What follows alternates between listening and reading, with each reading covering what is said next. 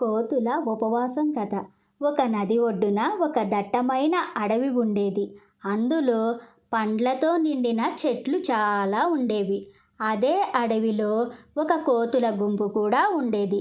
ఆ పండ్లన్నీ తింటూ హాయిగా ఉండేవి. ఒకరోజు ఆ కోతులు బాగా పండిన అరటిపళ్ళు విపరీతంగా తిని ఆయాసపడడం మొదలుపెట్టాయి. వాటన్నిటికీ కడుపు నొప్పి కూడా వచ్చింది. అప్పుడు వాళ్ళ పెద్ద, మనమందరం రేపు ఉపవాసం ఉందాం.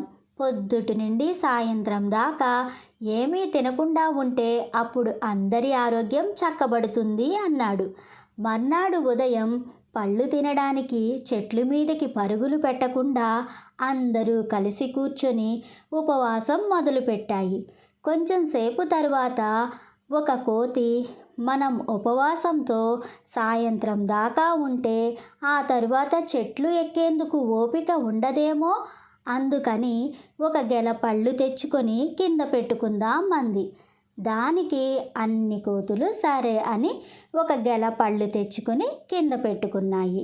ఆ తరువాత మరో కోతి, సాయంత్రం నీరసంగా ఉన్నప్పుడు పండ్లు పంచుకోవడానికి ఓపిక ఉంటుందా, అందుకని ఇప్పుడే పళ్ళు పంచేసుకుందాం అంది.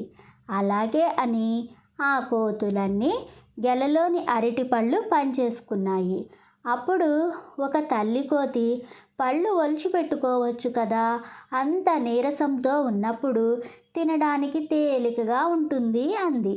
అన్నీ తలా ఒకటి ఒలిచి పెట్టుకున్నాయి.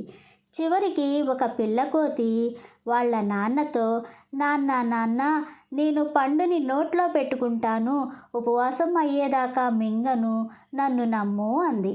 దానికి కూడా అన్ని కోతులు ఒప్పుకొని అరటిపళ్ళు వాళ్ళ నోట్లలో పెట్టుకున్నాయి.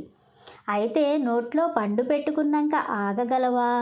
ఇంకొంచెం సేపట్లోనే అవి అరటి పళ్ళను పూర్తిగా తినేశాయి. అలా వాటి ఉపవాసం ఫెయిల్ అయ్యింది. మరి వాటి కడుపు నొప్పి తగ్గి ఉంటుందా? మీరే చెప్పండి. మనసు నియంత్రణ లేకపోతే మంచి నిర్ణయాలు కూడా వృధా అవుతాయి. ఈ స్టోరీ మీకు నచ్చినట్లయితే ప్లీజ్ లైక్ చేయండి, సబ్స్క్రైబ్ చేయండి.